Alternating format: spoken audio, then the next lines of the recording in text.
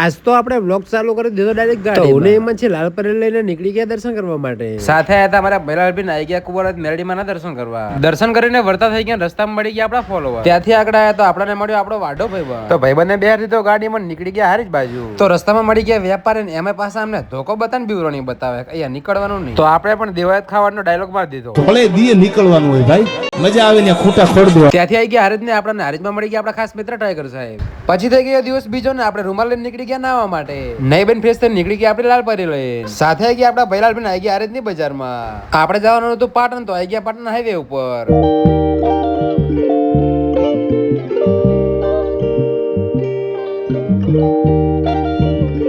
પાટણ ની અંદર સાહી એન્ટ્રી કરી લીધી અને આવી ગયા મારુતિના શોરૂમ ઉપર. તો શોરૂમ નું કામ પતાને આવી ગયા સીએનજી ભરાવાના. ભૈલાલભાઈ લઈ લીધો લીટરનો એક બાટલો પીવા માટે. પછી આવી ગયો આપણને આપણો ભાઈબંધ મળવા માટે, એના દુઃખની વાતો કરતો દેખાણો, કારણ કે એનો ફોન આવી ગયો તો ટ્રેક્ટર ના ટાયર ને છે. પછી આવી ગયા આપણે સલૂન ઉપર વાડાટી કરાવવા. તો વાડાટી કરાવીને આપણે આવી ગયા હારીજની ફેમસ એટલે કે મુન્નાભાઈને દાબેલી ખાવા. પછી આપણે આવી ગયા મામાના બોર ઉપર ને અહીંયા આપણા ભાઈઓ બનાવેલા ફાર્મ મજબૂત.